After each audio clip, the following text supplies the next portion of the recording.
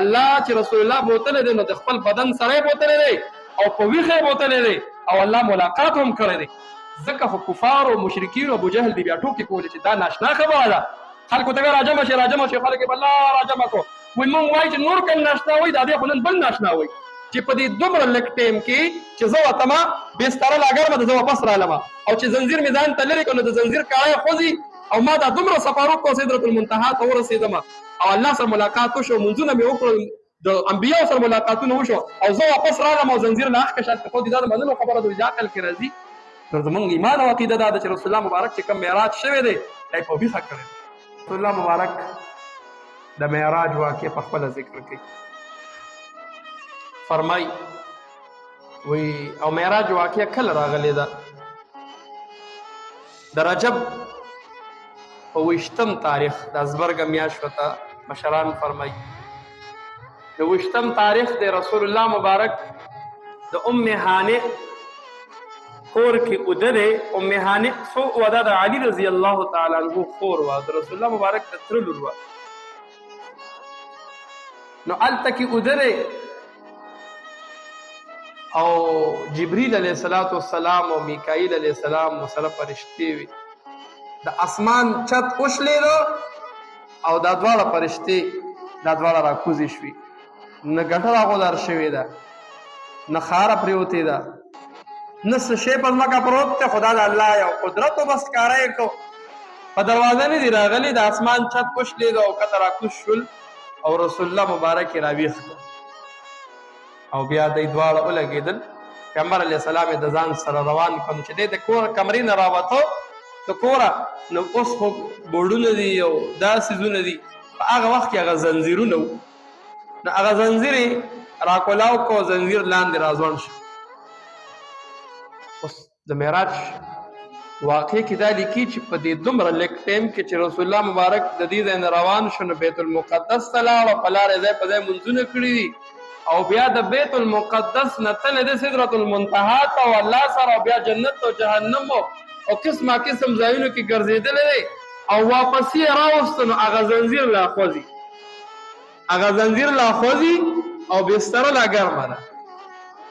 الله خپل قدرت وښو او چې کله خلکو ته دا خبره ښکاره کړله نو ابو جهل دی خلکو وی دا پکې ناشنا خبر دی وایي راشئ چې په دومره لږ ټایم کې چې زه وتم نو زنځیر ما کته کو هغه لا خوځېدو دومره لرې لاړم او دومره سفر یې مې وکړی واپس رالم زنځیر لا خوځي او بستره لا ګرمه ده. نو دا د منلو خبره ده.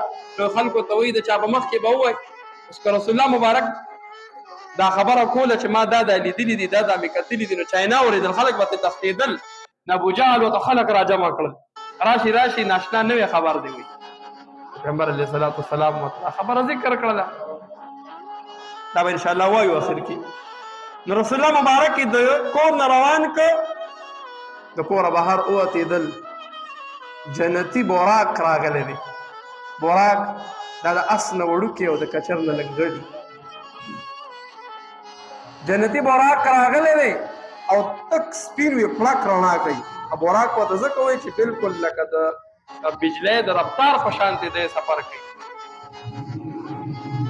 نو رسول الله مبارک چې پکې کېناستېده نو دې براق لږه مستي وکړه اوازونه یې وکړه لږه مستي وکړه. جبریل علیه السلام په ګوته داسې و چې دا ته څه کې چې ته په رسول الله مبارک باندې مستی کې د نن تاریخه پورې د بهترین انسان په تا باندې سورلی نه ده کړی ده چې الله کوم عزت ورکړی دی.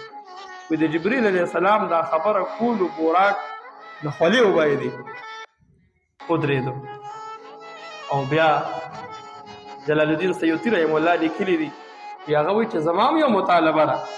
څه مطالبه ده؟ رسول الله مبارک ته وایي چې دنیا کې خو زه ستا سورلي شوم ته به ما سورلي کې مطالبه مې دا ده چې په آخر کې به ما ځان سره آخرت کې به ما چې ته سورلي کې او ګرځې نو زما به استعمال یاسې نه چې دلته کې زه استعمال شم په ما سورلي وکړي او جنت ته هلته کې لاړ شي او بیا ځان له سورلي بدله کړي نو ور چې ما آخر کې واخلي. پیغمبر علیه السلام وایي دا مطالبه دې قبوله ده په آخرت کې به ته زما سورلي وي. نو رسول الله مبارک دی په براق باندې کېنو او جبریل علیه السلام ورسره شاته کېناستې روان شول او رفتار داسې کړي چې د کوم ځای د براق نظر لګي نو ډایرکټ هلته رسېدلی وي. نو چې لومبی د سفر شروع کو نو مدینه راغله، مدینه منوره.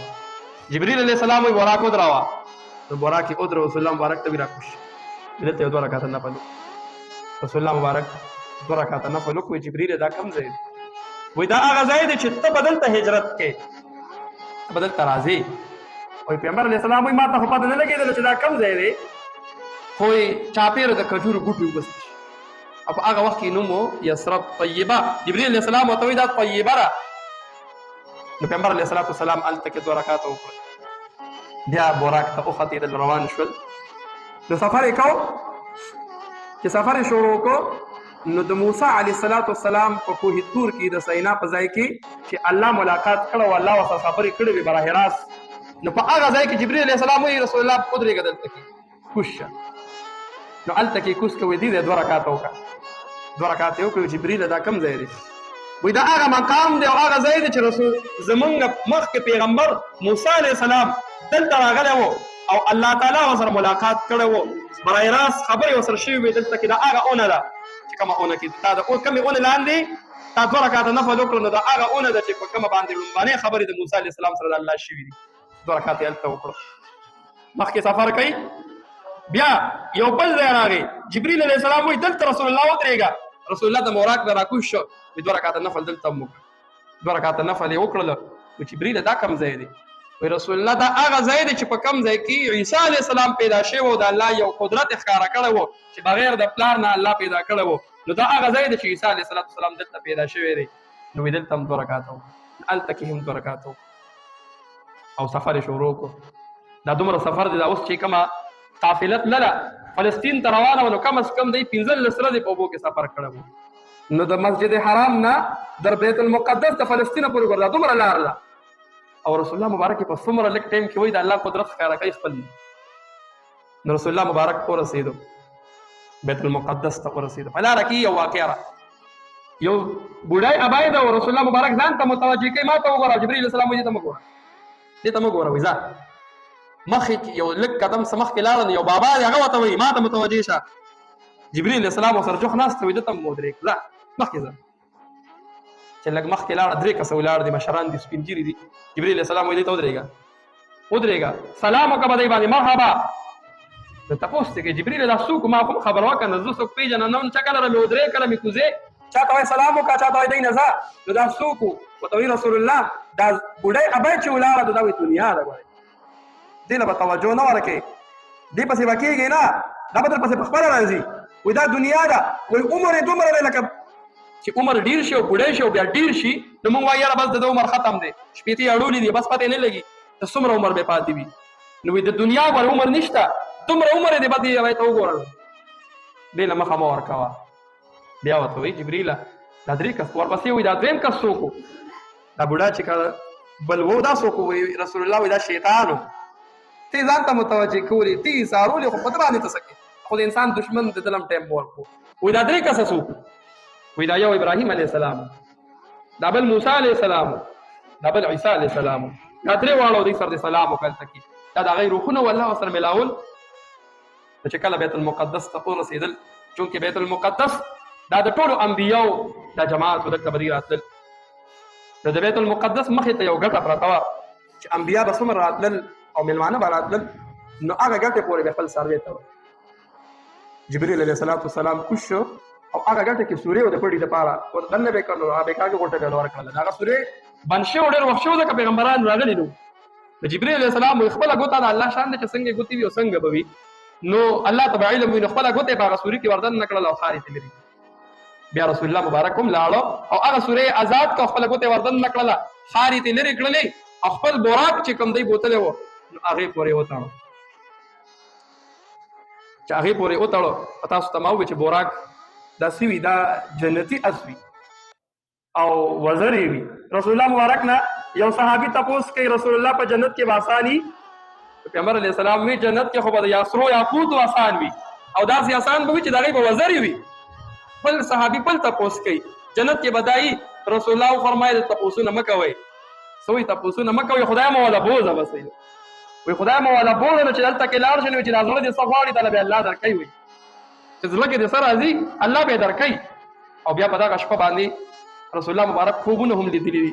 رسول الله مبارک معراج کې تللی دی او رسول د عمر رضی الله تعالی عنه کور هم لیدلی دی، د بلال رضی الله تعالی عنه کور هم لیدلی دی. عمر رضی الله تعالی عنه ته خپله وایي عمره وایي یو ښکلې بنګله وه، وایي ما چې زه ځم چې دا د چا ده؟ نو وایي ما زه لاړم وایي ما وردننه کېدم وایي زه یې نه پرېښودم وایي ما چې دا د چا ده وایي چې دا ستا د یو امتي ده ستا خو نه ده. ما چې د یو غټ پیغمبر کور به وي وایي ما چې د چا ده؟ وایي دا چې ستا د امتي ده د عمر صاحب ده.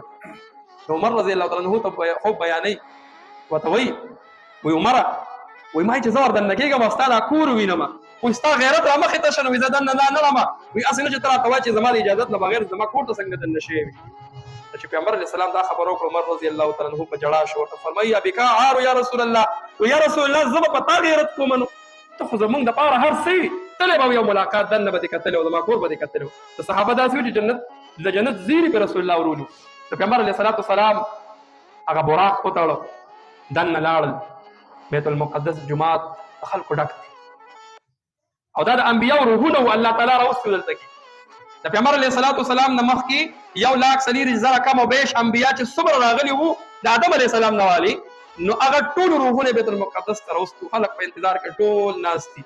رسول الله مبارک فرمایي زه چې وردن نه شوم ټول د جمع په انتظار کې دي. وایي ما وی چې یو مشر زمونږ مشر پیغمبر ما ته خو پته نه وه چې داسې دي څوک به جمع ورکوي اوس به جمع له څوک راځي. وایي جبریل راغی او یې زه د مټه ونیسلمه او یې زه په مصله باندې ودرولم په مصله ودرولمه وایي ما 2 رکعاته لمونځ دې ټولو انبیاو له په بیت المقدس کې ورکړه. وایي چې لمونځ وشو فرشتې هم تپوس کې ځکه فرشتې هم راغلي وي فرشتې هم تپوس کې جبریل دا څوک دی راوستو ټول خلک ناست دي او دې تا د بار نه راوستو جمعې ته دې مخکې جبریل دا څوک دی نو فرشتې ته جبریل علیه السلام فرمایي وی دا د آخر زمانې پیغمبر دی محمد صلی الله علیه وسلم دا هغه پیغمبر دی.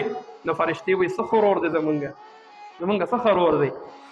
جمع وشوله انبیا ټول ناست دي او الله تعالی دوی ته ښیي رسول الله مبارک کله خوشحالۍ چې د طایف خلکو مکې والو ته نه مني ستا نبوت نه مني چې دی دې نه مني راشه د 1,40,000 کم او بیش انبیا به تا ومني او درپسې به جمع وکړي دی له به دې مشر کړم زه دې منمه ای په هغې کې خفه شوی رسول الله ځکه د طایف خلکو ډېر زیاتې کړی وو د مکې خلکو ډېر زیاتې کو نو رسول الله مبارک وایي چې داسې سفر در باندې وکړمه چې زړه دې خوشحاله شي داسې ځایونه در باندې وګورم ما تاسو له ووایي که نه چې دا کم ځایونه چې دا مشتاق صاحب ته تلل نو په 15 ورځې کې تللي وو او رسول الله مبارک براق باندې جبریل علیه السلام بوځي او څومره په لږ ټایم کې او بیا په ځای ودرې مسلم نو د انبیاو روحونه هلته کې دي.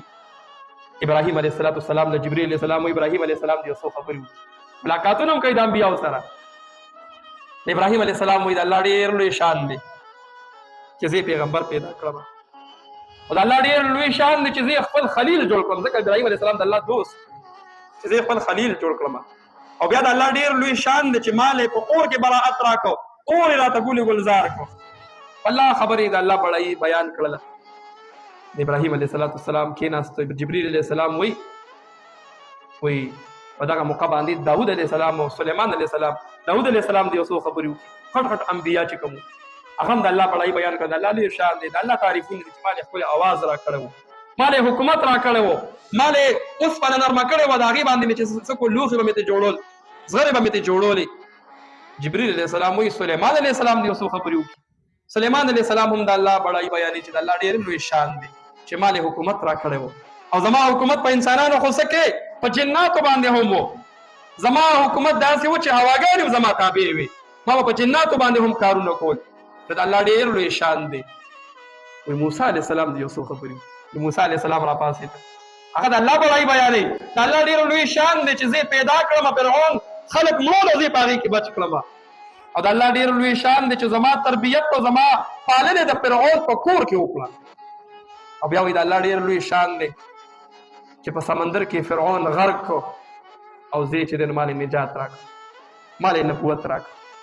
بله خبرې دوم وکړئ عیسی علیه السلام اخري پیغمبر د پیغمبر علیه السلام نه مخکې د جبریل علیه السلام وایي عیسی علیه السلام د یو څو خبرې وکړي عیسی علیه السلام هم د الله بړایي بیانوي چې د الله ډېر لوی شان دی مونږ په ډېر څه وایو هغه کم دي الله په هر څه پوهېږي ولې زه بغیر د پلار نه پیدا کړلم دا د الله شان دی او بیا دا قدرت راکړه چې د یوې ورځې ماشوم خبرې نشي کولی.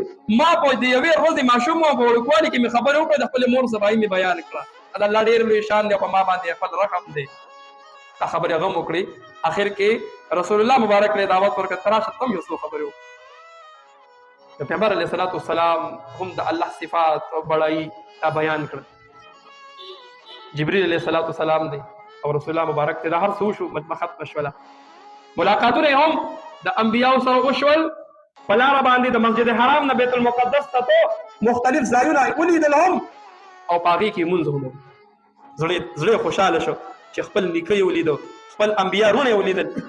دنیا غمونه پریشانۍ د زړه نه هر څه نه ختمې شو. بیا بله به چې ځي به څه ګوري، به څه وي چې جنت ویني، نعمتونه ویني، د الله ملاقات ویني. بعضې خلک اعتراض کوي، په هغه وخت کې هم اعتراض کړی و چې رسول الله مبارک په ویښه نه دی تللی بلکې دی خوب کې تللی دی. نو که دی خوب کې تللی و نو په خوب کې خلک امریکې ته هم ځي، جاپان ته هم ځي که نه. د کافرو بیا اعتراضونه څه کول. رسول الله مبارک چې تللی و هم د خپل بدن سره په ویښه تللی و، دا د الله قدرت و. او بیا دا خو کېدی نه شي چې ته یو میلمه راوغواړې د ډېر لرې نه او سورلي ورپسې مولېږې چې په دې راشه او بیا چې هلته کې لاړ شي نو ورته ما سره ټایم نشته، زه بس خبرې به یو څو دغه شان وکړو، ما سره ټایم نشته. نو نه، الله چې رسول الله بوتلی دی نو د خپل بدن سره یې بوتلی دی او په ویښه یې بوتلی دی او الله ملاقات هم کړی دی. ځکه خو کفار او مشرکین او ابوجهل دی بیا ټوکې کولې چې دا ناشنا خبره ده. خلکو ته راجمه شي راجمه شي، خلک یې بالله راجمه کړو. وایي موږ وایي چې نور کله ناشنا وایي، دا دی خو نن بل ناشنا وایي چې په دې دومره لږ ټایم کې چې زه وتمه بستره لا ګرمه ده زه واپس رالمه او چې زنځیر مې ځان ته لرې کړو نو د زنځیر کړی خوځي او ما دا دومره سفر وکړو سدرة المنتهی ته ورسېدم او الله سره ملاقات وشو، منځونه مې وکړل، د انبیاو سره ملاقاتونه وشو او زه واپس رالم او زنځیر له هغه شان ته خوځي. دا د منلو خبره ده، د عقل کې راځي. نو زموږ ایمان او عقیده دا ده چې رسول الله مبارک چې کوم معراج شوی دی دا یې په ویښه کړی دی. نو ملاقات وشو، جبريل علیه الصلاة والسلام منځونه هر څه وشو، جبريل علیه السلام د بیت المقدس نه راووتېده وسره رسول الله مبارک دی. نو درې شیزونه یې وله مخې ته کړه، پای یې وله مخې ته کړه، شراب یې وله ورکړل او شهد یې وله ورکړل. وایي دې کې کم اخلي؟ نو رسول الله مبارک هغې نه پای واغسته، پای یې اوس کړل. جبريل علیه الصلاة والسلام ورته فرمایي وایي دا دې ښه وکړل چې دا پای دې خوښ کړل، ډېره ښکلې فیصله دې وکړه. رسول الله مبارک که شراب دې اغوستي امت به دې ټول ګډوډ، امت به دې ګډوډ.